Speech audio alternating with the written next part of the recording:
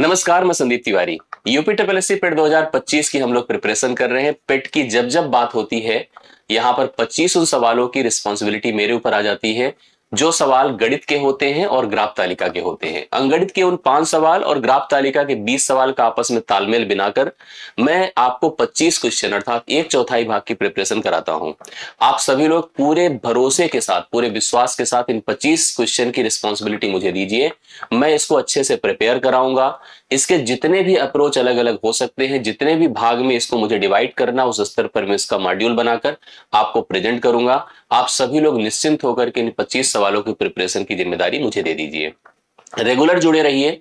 जो भी मैं अप्रोच आपको दूं, जिन कक्षाओं को मैं आपको प्रोवाइड करूं, जिन वीडियोस को मैं आपको दूं, उनको रेगुलर देखिए, उस पर प्रॉपर एक नोट्स एक्टिविटी करिए, लिखिए उनको और उसको अपनी तैयारियों में शामिल करिए। विश्वास मानिए आपके लिए सबसे बेहतरीन होगा।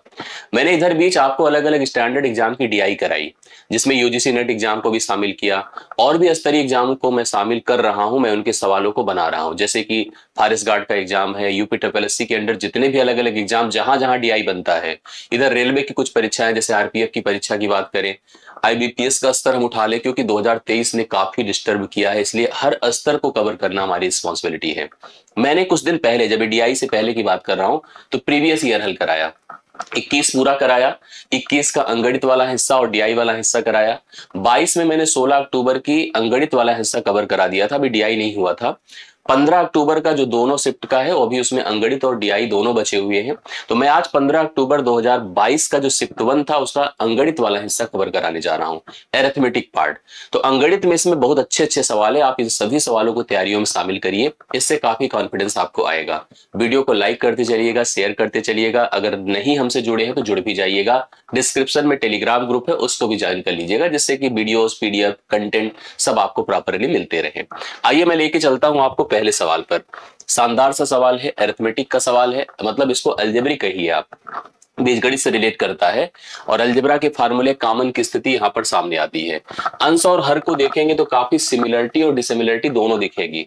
वैल्यू एक जैसी लगेंगी लेकिन एक जैसी है नहीं। आप ऊपर देख रहे हैं तो 0.05 का होल स्क्वायर है, जबकि नीचे 0.005 का होल स्क्वायर। सिंगल तो काट सकते नहीं, किसी हालत में कोई ऐसी बात नहीं है। जब तक कुछ कॉमन ना हो, कोई ग्रुप ना बने, तब तक कोई कैंसिलेशन पॉसिबल नहीं है। हाँ, कुछ बातें जाने रही है, जैसे मान लो अगर 0.05 लिखा है और नीचे 0.005 लिखा है, दोनों में सिमिलरिटी दिख रही है, बट एक प्रॉब्लम है कि दशमलव का स्थान यहाँ 2 है, यहाँ 3 है।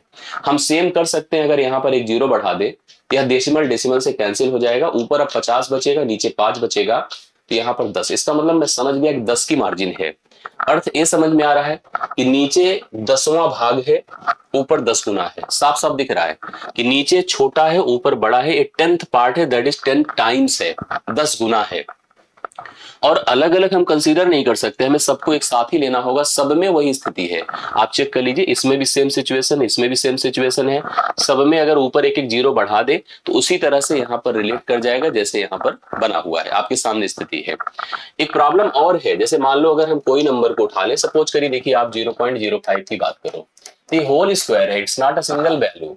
इसको आप कैसे लिखेंगे पता है? 0.05 इंटू 0.05 लिखना पड़ेगा आपको, 2 बार है। मतलब ये वैल्यूज अगर बड़ी है तो इनको छोटा इसके बराबर अगर बनाना है तो कॉमन लेना पड़ेगा। जैसे अगर मान लीजिए कहीं पर लिखा हो 40 और 50, क्या कॉमन ले सकते हैं बताइए? 10।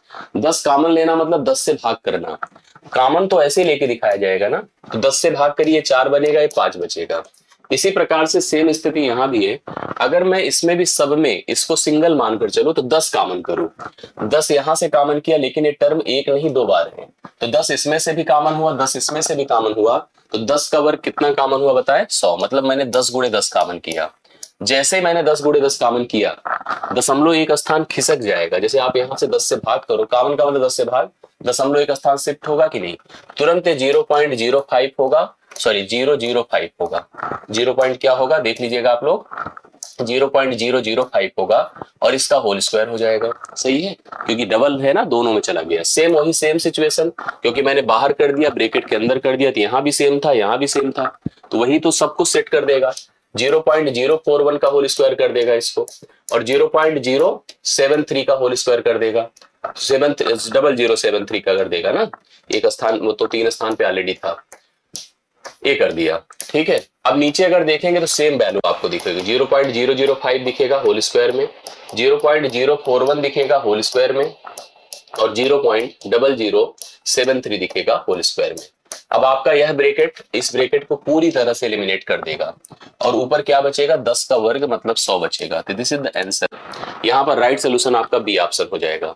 सेम जैसे मैंने यहां पर किया था उसी तरह से यहां भी कर सकता था, लेकिन जैसे यहां पर 10 कॉमन किया, वैसे यहां पर अगर इसको उसके बराबर बनाना है, क्योंकि यह 10 भाग है, 10वां भाग 1/10 हिस्सा है, तो मुझे 1/10 कॉमन करना पड़ता, और 1/10 का मतलब 1/10 का वर्ग अर्थात 1/100 होता। ये ऊपर जाता, सेम वही सवाल बन जाता। मतलब आप नीचे से भी सोच सकते थे, ऊपर से भी सोच सकते थे, दोनों आधार पे उत्तर बना सकते थे। गलती मत करिएगा, बस यही मेरा कहना है। बी ऑप्शन राइट सोल्यूशन इस सवाल के लिए आपके सामने। आइए सेकंड क्वेश्चन पर पहुंचते हैं। सेकंड क्वेश्चन देखिए क्या है, वेन डायग्राम का सवाल है। पहले एक बार सवाल पढ़ लीजिए, फिर मैं इसकी इंपॉर्टेंस आपको समझाता हूं। 40% व्यक्ति समाचार पत्र एक्स पढ़ते हैं, 50% व्यक्ति समाचार पत्र वाई पढ़ते हैं, 10% व्यक्ति दोनों समाचार पत्र पढ़ते हैं। कितने व्यक्ति दोनों में से एक भी समाचार पत्र नहीं पढ़ते हैं? ये वेन डायग्राम का सवाल है। अभी एक एग्जाम हुआ था जूनियर असिस्टेंट, अभी हाल ही में 1 हफ्ते पहले हुआ था, और उस एग्जाम में 2 सवाल वेन डायग्राम के पूछे गए थे। यूपी स्टेट में अगर आप एग्जाम दें और वेन डायग्राम ना आए, ऐसा हो नहीं सकता है। तो अरिथमेटिक के हिस्से में वेन डायग्राम की इंपॉर्टेंस बढ़ जाती है। एक सवाल 100% श्योर मानकर चलिएगा, जो इससे भी स्तरीय हो सकता है, वेन डायग्राम का आपको देखने को मिलेगा। यहाँ पर 2 ग्रुप की बात की गई है, किसी एक ही कॉलोनी, किसी एक ही सोसाइटी के रहने वाले लोगों की, जिसमें कहा गया 2 प्रकार के पेपर थे। एक पेपर का नाम एक्स है, दूसरे पेपर का नाम वाई है। 40% उस सोसाइटी के लोग समाचार पत्र एक्स पढ़ना पसंद करते हैं, जबकि 50% लोग समाचार पत्र वाई पढ़ना पसंद करते हैं। 10% ऐसी संख्या भी है जो कि समाचार पत्र और समाचार एक्स और वाई दोनों पढ़ती है। तो हम इसको वेन डायग्राम में कुछ इस प्रकार से प्लान कर सकते हैं, ऐसे बना सकते हैं। ये समाचार पत्र एक्स हो गया, समाचार पत्र वाई हो गया। इसका परसेंटेज 40 है, मतलब इस पूरे गोले का मान, जिसको हम लाल कलर से देखो ऐसे कर देते हैं, 40 है। जबकि अगर इस गोले की बात करो, देखो इस तरह से हमने प्लान कर दिया, तो इसकी संख्या टोटल 50 है। देखिए 2 तरह से आंकड़े कंसीडर किए जाते हैं। हमने कहा समाचार पत्र एक्स पढ़ना और केवल समाचार पत्र एक्स पढ़ना, 2 अलग अलग बातें हैं। जैसे अगर इस रीजन की बात करो तो यह ओनली समाचार पत्र एक्स होगा, जबकि यह पूरा गोला समाचार पत्र एक्स होगा। दरअसल ये जो पार्ट है that is common in both, जो कि इस तरफ भी रहता है और इधर भी रहता है। समाचार पत्र एक्स भी पढ़ता है और वाई भी पढ़ता है, और इसकी संख्या 10% है। अगर मैं आपसे कहूं कि केवल समाचार पत्र एक्स पढ़ने वाले लोग की संख्या कितनी है, 40 में से 10 घटा दे 30% होगी। जब हम कह दें केवल समाचार पत्र वाई पढ़ने वाले लोगों की संख्या, क्योंकि पूरा तो 50 में से 10 घटा दे 40 होगी। ऐसे में 40, 30, 70, 10, 80% लोग तो पेपर पढ़ा ही करते हैं। ये ऐसे लोग हैं, चाहे उनको पेपर 1 दे दो, चाहे पेपर दूसरा दे दो, या दोनों दे दो, पढ़ने वाले लोग हैं। जो नहीं पढ़ने वाले लोग, आवारा लोग हैं, उनकी संख्या हो गई 20%। भाई टोटल आबादी 100% होती है, 80% लोग पढ़ते हैं, तो 20% लोग पेपर ही नहीं पढ़ते हैं। तो ऑप्शन नंबर 20 सवाल का राइट सोल्यूशन हो जाएगा। आप सभी लोग देख सकते हैं, सवाल एकदम करेक्ट है। अगले क्वेश्चन पर आइए। 5 परिणामों, एवरेज तो आपके पाठ्यक्रम का पार्ट है ही है। एवरेज 5 परिणामों का औसत 46 है, पहले 4 का 45 है, 5वां परिणाम आपको बताना है क्या होगा। बहुत ही आसान सवाल बन गया। देखिए औसत के लिए आपको संख्या पता हो, औसत और योग, अगर इनका रिलेशन आपको कन्फर्म है, मैं बहुत डिटेल, बहुत ट्रिकी नहीं बताऊंगा, इसमें सिंपल सवाल है, इसलिए सिंपल ही समझिएगा। 5 परिणाम है, 5 संख्या है, औसत 46 है। कह रहा पहले 4, इसमें से अगर हम 2 टुकड़े कर दें, 4 ले लें, और इनका औसत कितना है, 45 है, तो निश्चित तौर पर एक ही संख्या बचेगी और उसी का मान ही वैल्यू हो जाएगी। योग बताइए पांचों का, 5 छंगे 30, 5 चौके 20, 3 23 है, 230 है। 4 से 4 पंचे 20 है, 4 चौके 16, 16 2 18, 180 है। अब आप समझ गए होंगे कि यहाँ पर हमारा जो 5वां, भाई देखो 5 जब ये लोग थे तो इन पूरे का योग कितना था, 230 था, क्योंकि औसत कितना था 46, 5 छंगे 30, 5 चौके 20, 20 3 23। जो 4 परिणाम थे इनका औसत कितना था, 45, तो यहाँ पर 45 को 4 से गुणा करा तो 180 होता है। इसका मतलब जो डिफरेंस आ रहा है, इस जो 5वां नंबर है उसकी वजह से आ रहा है। तो 5th नंबर आपका 230 से आप कितना घटा दो, 180, 180 50 230 होता है। राइट सोल्यूशन यहाँ पर 50 होगा। ऑप्शन नंबर ए सवाल का करेक्ट होगा। समझ रहे बातों को? तो तीसरा सवाल डन होता है। मतलब 230 से 180 घटाने से 50 आ रहा है, तो 5वां परिणाम आपका 50 हो जाएगा। ये वर्गमूल का सवाल है, बहुत ध्यान से देखिएगा। इस तरह के वर्गमूल और घनमूल के सवाल भी आपके पाठ्यक्रम में आते हैं, तो मतलब अभी तो बहुत सिंपल ही अगर देखा जाए, बाकी इससे बड़े सवाल स्तरीय आपको देखने को मिल सकते हैं। सबसे पहले इनकी बात करते हैं। जैसे अगर इनके वर्गमूलों की तरफ चलते हैं तो मैं आपको समझाऊं कि इसका सिस्टम क्या है। अब देखो, नॉर्मल नंबर तो है नहीं, वर्गमूल हम करते कैसे हैं? जैसे 29.8116 है। मैं आपको बताऊं कि वर्गमूल करते समय हम दशमलव अगर नंबर देखते हैं तो हम ध्यान जरूर इस बात का देते हैं कि दशमलव का स्थान हमेशा इवन प्लेसेस पर हो, सम स्थानों पर हो, विषम पर नहीं हो सकता। अब ऐसी स्थिति में तो आप पहले दशमलव को भूल करके संख्या को दो पार्ट में ब्रेक कर दीजिए।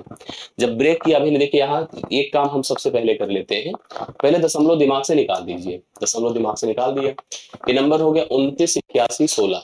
ठीक है, दो स्थान लेकर के मैंने सबको इधर कर दिया अलग। अब आगे सुनिए, यहाँ पर देखिएगा छह, अगर अंत में 6 है तो हमारे उस वर्गमूल के अंत में या तो 4 होगा, 4 चौके 16, या तो 6 का 6 36 होगा, या तो 4 होगा या तो 6 होगा। अब आपको एक ऐसी संख्या सोचनी है जिसका वर्ग 2981 हो या उससे भी ऊपर हो, उससे नीचे हो, उससे बड़ा नहीं हो सकता है। जैसे 50 का वर्ग 2500 होता है, 50 का वर्ग कितना होता है? 2500। तो आप अगर सोचो तो 50 के वर्ग के लिए आप लोग ऐसे देखिए दिमाग में क्या सेट कर सकते हैं, समझिएगा। 50 का वर्ग 2500 होता है, इसके ऊपर जैसे अगर हमारा नंबर तो 2981 है, 2981 के लिए हम कहां पर पहुंच सकते हैं भाई? अगर हम 52 सोचे, 53 सोचे, 54 सोचे, मतलब इस प्रकार से हम लोग सोच सकते हैं। जैसे 55 की बात करो तो 55 का वर्ग क्या होगा पता है? 55 का वर्ग ये 25 होगा और 5 छगे 30 होगा, कितना हो जाएगा? 30 हो जाएगा। तो यहाँ पर समझिए नियम ये होता है 25 30 25, इसका मतलब ये नंबर जो आएगा यहाँ पर वो 55 से भी छोटा रहेगा। 55 से छोटा का मतलब जैसे मान लो हमने 54 ले लिया, इसका वर्ग देखिए कैसे हम प्लान करते हैं, बहुत सिंपल होता है, वर्ग करना बहुत ही आसान है। जैसे 4 चौके 16 कर दीजिए, कितना? 4 चौके 16, वर्ग कर रहे हैं तो 5 का 5 से 25 हो जाएगा। ठीक है, 25 कर दीजिए, यहाँ 16 है तो 6 लिख दीजिए, 25 से। अब देखिए इसको बहुत सिंपली हम लोग अप्लाई कर सकते हैं, मैं आपको दिखाता हूँ। वर्ग का मतलब 54 का 54 से गुणा कर रहे हैं बेसिकली, ये 54 लिखिए ऐसे। 4 चौके कितना? 16, 4 पंचे 20, 20 20 कितना होता है? 40, और 5 पचे कितना होता है? 25। ये हो गया 6 0 और 25 4 2906। इसका मतलब हम समझ गए कि यहाँ पर हमारे पास क्या आएगा? 54 आएगा। 54 आएगा, लेकिन अभी डाउट है कि 54 के साथ 4 लगाऊं 544 करूं कि 6 लगाऊं 46 करूं। इसके लिए जो 2916 है ना, आप इसमें 54 ही जोड़ दीजिए। 54 जब जोड़ेंगे तो 2960 हो जाएगा। 2960 इससे छोटा है तो बड़ा लीजिएगा, इसका मतलब 546 ये इसका वर्गमूल होगा। आप ट्राई करके देख सकते हैं, 546 ही इसका वर्गमूल होगा। दशमलव क्योंकि 4 स्थानों पर था तो यहाँ 2 स्थान पर लगाना पड़ेगा, तो 5.46 इसका वर्गमूल आ रहा है। 5.46 करेक्ट है। अब हम चलते हैं आगे, देखिए ध्यान से अगला, मतलब आपको ये क्लियर हो गया होगा 5.46 इसका वर्गमूल हो जाएगा, क्योंकि यहाँ 4 स्थानों पर दशमलव था तो आपका दशमलव, भाई मैं एक बार ट्राई भी करके दिखा देता हूँ आप लोगों को जिससे कि एकदम क्लियरिटी रहे। मतलब हमारे पास वर्गमूल कितना आ गया है? 5.46। अगर हमने 5.46 का, जैसे कि आप लोग एकदम श्योर रहो ना, वर्ग किया तो वैल्यू आ रही है 29.8116। आप देख सकते हैं 29.8116, मतलब वही चीज है जो हमारे सामने। इसी तरह से हम इसकी भी बात करेंगे, यहां भी दशमलव हटा दिया, 2 स्थान पर था, इसको भी 2 ऐसे पार्ट में ब्रेक कर दिया। तो 4 के लिए या तो 2 आएगा या तो 8 का वर्ग 64 होता है 4 आएगा। 77 के लिए एक वैल्यू सोचिए जिसका वर्ग 77 हो जाए और उससे कम रहे, बोलिए। 8 8 64, 9 9 81, तो 8 ही रखिए। 8 के साथ हमें 2 लगाना है कि 8 लगाना है? अब इसको मैं आपको बताता हूँ, सुनिए। 8 का वर्ग 64, 64 में 8 जोड़ा, 64 में 8 जोड़ने से 72 होता है। तो 72 इससे क्या है? 72 इससे कम है, तो कम है तो ज्यादा लगाइए। 88 हुआ, और दशमलव अगर 2 स्थान पर था तो 1 स्थान पे लग जाएगा। तो इसका मतलब यहाँ पर जो वर्गमूल इसका होगा मतलब 8.8 हो गया। अब 5.46 रखा और 8.8 को जोड़ दिया हमने, 6 हो गया, 8 4 12, ठीक है, और 8 5 13 14, 14.26 इसका राइट सोल्यूशन होगा, जो कि बी ऑप्शन में आपको दिया है। सवाल देखने में उससे छोटा है लेकिन कैलकुलेशंस हैं इसमें, तो इसलिए इसको बहुत ध्यान से देखिएगा। चौथा सवाल आपका डन होता है। अब अंतिम सवाल हम लोग देखने जा रहे हैं। अंतिम सवाल सरलीकरण का है, ठीक है। इसमें सिंपल सरलीकरण है कि एक बार इनका गुणा है, इससे इस वैल्यू को घटाना है। 5.21 इंटू 6.32, और इसमें से क्या घटेगा आप खुद कंफर्म कर ले, 2.9272, करेक्ट है। आप इसका प्रोडक्ट कर डालिए, इसका जब गुणा करेंगे तो आपको क्या मिलेगा भाई? 3 3 डिजिट के 2 नंबर हैं तो गुणा करना ही पड़ेगा। लेकिन एक बात हम जानते हैं, अगर मुझे शॉर्ट में आंसर देना है, बाकी करके देख लीजिए मल्टीप्लिकेशन आ जाएगा, लेकिन शॉर्ट में अगर हम समझना चाहते हैं तो हम जैसे यहाँ देख रहे हैं 2 स्थान पर दशमलव है, यहाँ भी देख रहे हैं 2 स्थान पर दशमलव है, तो दो दो मिलकर क्या होता है, 4 स्थान होता है। इसका मतलब यहाँ दशमलव के बाद कुल 4 स्थान आएंगे, और 4 स्थान में अंतिम स्थान 2 ही होगा। क्या होगा, 2 होगा। और जब हम इससे माइनस करेंगे तो यहाँ पर भी 2.9272 है, तो अंतिम स्थान बताओ क्या होगा, 2 से 2 घटेगा, 0 होगा। अब 0 भाई, इससे तो हम निर्धारित करके आंसर 30 बना लिए, लेकिन इस तरह से हम इसको पूरी तरह से निर्धारित नहीं कर पाएंगे। इसके लिए हमें प्रॉपर इसका वर्किंग करना ही पड़ेगा, और इसके लिए हमें इसका प्रोडक्ट करना होगा। 5 पॉइंट कितना बताएं, 21 है, गुणे कितना है, 6.32 है। आप जब इसका गुणा करिए तो एक 3 डिजिट का प्रोसेस होता है, अगर कहिए तो मैं लिख देता हूं, आप लोग लिख लीजिए। ऐसे देखिए 5 पॉइंट, या पॉइंट हटा दो, 4 स्थान पे दशमलव तो आना ही आना है, 521 है और 632 है। ठीक है, इसका प्रोसेस एक मैं ऐसे बताता हूँ। 1 दूना 2 है, 2 दूना 4, 3 तिया 9, 4 3 कितना हो गया बताएं, 7 है। ठीक है, फिर आप क्या करो, 5 दूना 10, 6 के 6 16, और 16 6 22, यहाँ 22 लिख दिया। कैसे किया बताएं, 5 दूना 10, 6 के 6, 10 6 16, और 3 दूना 6, 16 6 22। इधर चले आइए, 5 तिया 15, 6 दूना 12, 15 12 कितना, 27, 5 तिया 15, 6। आगे बढ़ते हैं, यहाँ पर 6 पंचे 30। अब इसको ऐसे लिखते 2 7, यहाँ 2 7 2 9, 30 2 32। दशमलव 4 स्थान को लाइए तो 32 दशमलव कितना हो जाएगा इसका मान, 32.9272, और इसमें से घटना क्या है, 2.9272। ये तो वैसे ही खत्म हो गया, तो 32 से 2 घटेगा, कितना आएगा, 30। तो राइट सोल्यूशन इसका कितना हो रहा है, 30। तो डी ऑप्शन इसका राइट सोल्यूशन है। छोटे छोटे सवाल थे, लेकिन कंफ्यूजन और कैलकुलेशन इसमें हद की है, ठीक ठाक है, इसलिए गलती मत करिए, सीरियसली समझिए ऐसे पैटर्न को, और ऐसे क्वेश्चंस पर अपना कमांड बनाइए। बाकी मैंने आपको आज का सेशन कंप्लीट करके दिया, इससे आपको काफी कॉन्फिडेंस मिलेगा, और समझिए चीजों को, और कोई कंफ्यूजन हो, डाउट तो मुझे कमेंट करके बताइए। वीडियो कैसा लगा, समझ में चीजें आई कि नहीं आई, मुझे कमेंट जरूर करिएगा, लाइक करिएगा। बाकी मुलाकात अगली क्लास में होगी, इसी तरह के और प्रयासों में होगी। आज के लिए इतना ही, थैंक यू सो मच।